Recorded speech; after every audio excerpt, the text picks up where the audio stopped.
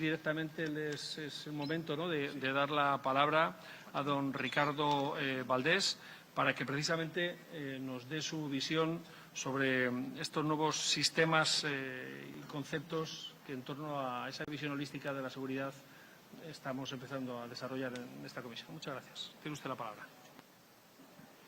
Bien, con gusto. Muy buenas tardes. Muchísimas gracias a la audiencia parlamentaria. Me han encomendado en 8 minutos tratar de hacer un dibujo de los temas de criminalidad en el Perú y tratándose de una audiencia que congrega Europa y América, he decidido más bien enfocarme en el aspecto de la criminalidad que gira en torno a las economías criminales. Hay obviamente una dimensión de seguridad ciudadana en el país bastante complicada, tenemos una victimización de en torno al 28%, tenemos a su vez un conjunto de organizaciones criminales importantes en las urbes, pero las economías criminales tienen la característica de que organizan obviamente a grupos de diferente modalidad y operan en el país, sobre todo en el área rural. Para poder comprender y distinguir una economía criminal de una organización criminal, digamos, independiente, hay que considerar que estas economías criminales tienen un vínculo muy importante con el exterior. Entonces, quisiera pasar a la siguiente, exactamente. Las economías criminales, en el caso de todos nuestros países, se organizan del centro hacia la periferia, o sea, del interior hacia afuera, y giran en torno, obviamente, a un esquema de oferta y demanda. En el caso peruano, las principales economías criminales que operan acá, sin duda, número uno es la minería ilegal. De acuerdo a cifras del Instituto Peruano de Economía, vamos a cerrar el año con 8.000 millones de dólares de, digamos, de utilidad como consecuencia de la operación de la minería ilegal. Y a su vez vamos a cerrar con una exportación de cerca de 80 toneladas de oro ilegal. En el caso de otras, como tala ilegal de madera, tenemos cerca de un 66 a 80%, dependiendo de quién haga las evaluaciones, de la exportación de la madera peruana es de origen ilegal, es decir, que opera bajo condiciones no permitidas. Por ejemplo, en el caso de la trata de personas, si bien es un tema bastante interno, desde hace 3 años ya se ha internacionalizado como consecuencia de la migración de la delincuencia en América Latina. Y aquí hago una pequeña digresión porque la trata de personas en el caso del Perú se ubica como delito contra la dignidad que incorpora, hablando de ciberseguridad y ciberdelincuencia, la explotación sexual de niños, niñas y adolescentes en línea. Y aquí el consumo es obviamente a nivel global. Digo esto porque después voy a ver que estas economías criminales no se pueden entender el desarrollo en el Perú si no se entiende al consumidor, a quien adquiere estos productos. Sin embargo, lo importante para entender a las economías criminales, y como ustedes pueden ver en este diseño, todas se ayudan entre sí. Para poner un ejemplo, en Madre de Dios, que es una región bastante alejada, donde se desarrolla la minería ilegal de una forma bastante agresiva, con harto daño al medio ambiente, las operaciones de la minería ilegal, por ejemplo, implican la apropiación de un territorio, usualmente una comunidad nativa. Esa apropiación del territorio implica una ganancia secundaria con la tala de esa madera. Luego ingresan los mineros ilegales y usan mano de obra, en muchos casos bajo condiciones de trabajo forzoso, ahí estamos hablando ya de trata de personas, y para poder obtener el oro usan el mercurio que ingresa de contrabando por Bolivia. Entonces, simplemente en este pequeño ejemplo vemos cómo este conjunto de economías criminales que tienen vida propia y que tienen compradores independientes, trabajan de una manera sistémica y no hay ni que decir que también los esquemas de protección son también similares en todos los casos. Me refiero a que tienen, en el caso de Madre de Dios, hay un grupo que se llama los guardianes de la trocha, que le dan seguridad, por ejemplo, a los mineros, ¿no? Y hay obviamente zonas liberadas donde obviamente entierran a los muertos. Pero no podemos entender esta dinámica aquí propia, que tiene una serie de condiciones, si no se entiende dónde va. Es decir, aquí se origina el producto bajo condiciones ilícitas, bajo condiciones de explotación muchas veces, pero ¿quiénes son los compradores? Y aquí está en este esquema, ustedes pueden ver que los compradores identificados en función a diversos estudios están a nivel global, a nivel internacional. Y esto obviamente me lleva a que vemos de esta forma, bastante clara, simple, el carácter sistémico de una economía criminal y cómo, de alguna forma, la criminalidad organizada en un país de América Latina, cualquiera, no solamente el Perú, se sostiene sobre la base de esta integración de las diversas economías ilícitas en el mundo. Lo que ocurre es que hay un proceso de lavado y que en este proceso de lavado, pues, algunas empresas se encargan de lavar la madera, de lavar el oro y, en fin, y otras cosas más. La siguiente, por favor. El carácter multidimensional, acá voy a poner solamente un ejemplo de lo que pasa en el Perú.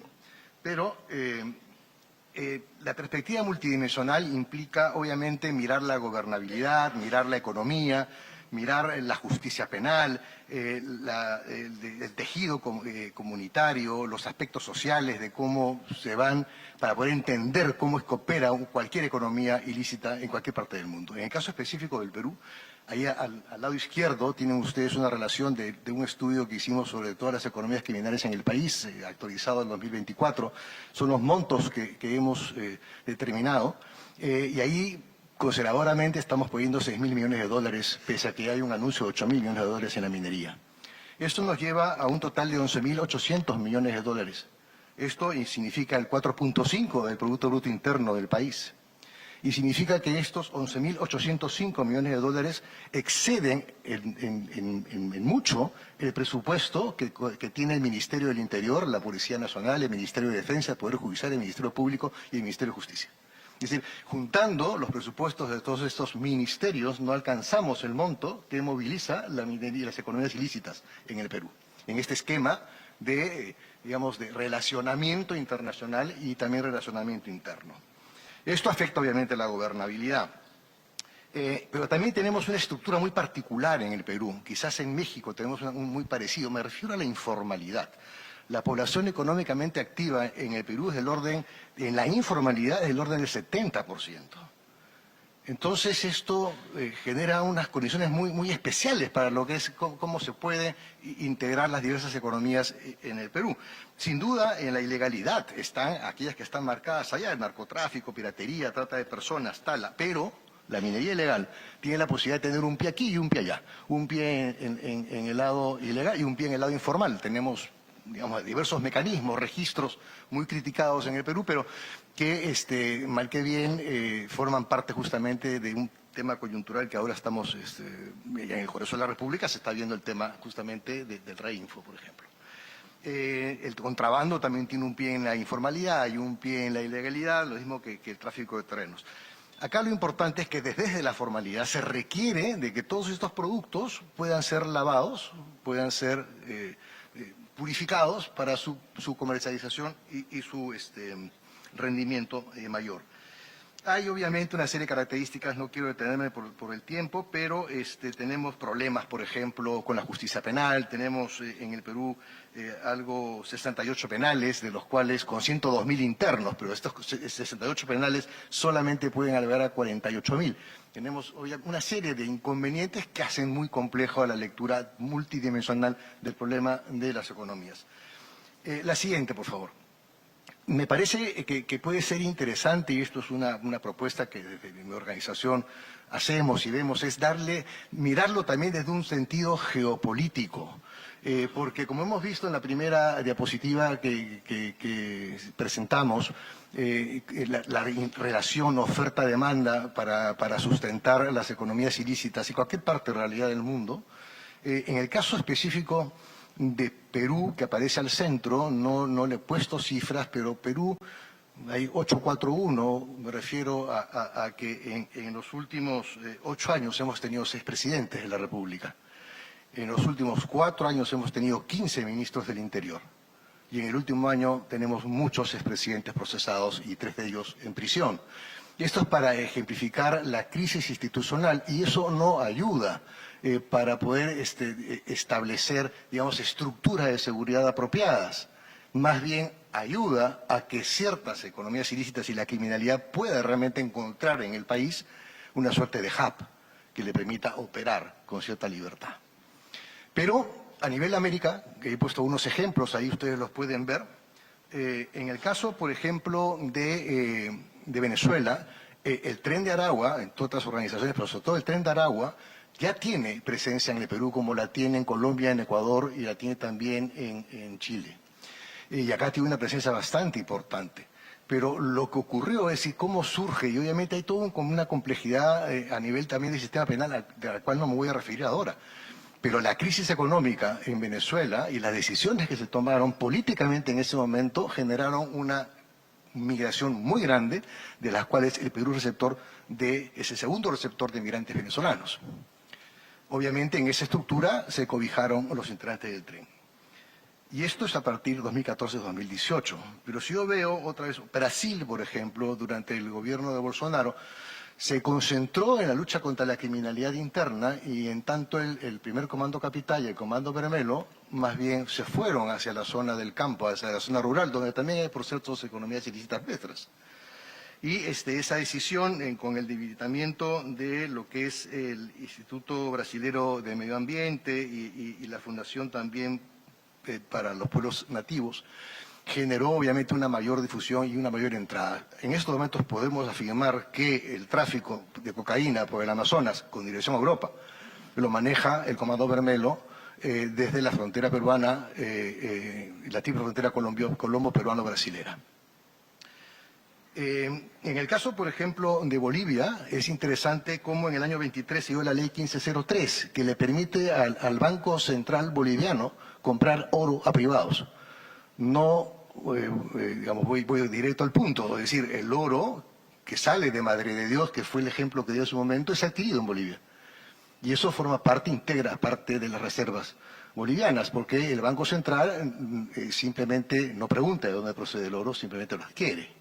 Entonces, ahí tenemos, por ejemplo, una decisión política que inmediatamente empujó, independientemente de un precio del oro a nivel mundial, que ya era un problema el oro en Madre de Dios cuando estaba en $500 la onza Troy. Hoy está en $3.300 la onza. Como ustedes comprenderán, se ha disparado la minería en todo el país y en toda América, como consecuencia de ello. Y así hay varios ejemplos que podría dar en todos los países. Voy a pasar por delante porque ya se me va agotando el tiempo.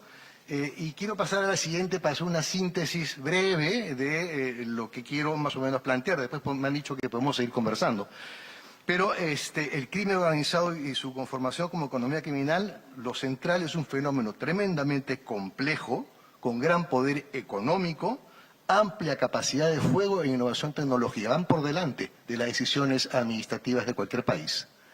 Lo segundo es que tiene una gran capacidad para insertarse en diversas economías y en diversas instituciones, y también hay que decirlo, es un cuidado que hay que tener en procesos electorales, porque suelen también poner su gente dentro de los partidos políticos. Y sobre todo también involucra, obviamente, una serie de causas estructurales a las cuales hay que incidir para poder restarle fuerza a la criminalidad. Y sobre todo se instala donde el Estado es débil, corruptible, aprovecha decisiones políticas negociadas o externalidades negativas, involuntarias de estas decisiones políticas, ¿no? Y desarrolla vínculos comerciales muy ágiles, muy intensos a nivel mundial. Se aprovecha de la tecnología y hay obviamente un gran negocio en la DIP y en la Dark Web, tampoco voy a hablar sobre eso. Entonces, ¿qué hacer? ¿Cómo superarlo? Fortaleciendo las estrategias de seguridad e inteligencia, pero enfocada en la trazabilidad, el financiamiento, la producción y la comercialización de los recursos. Importa la producción, pero también importa el destino de ese producto.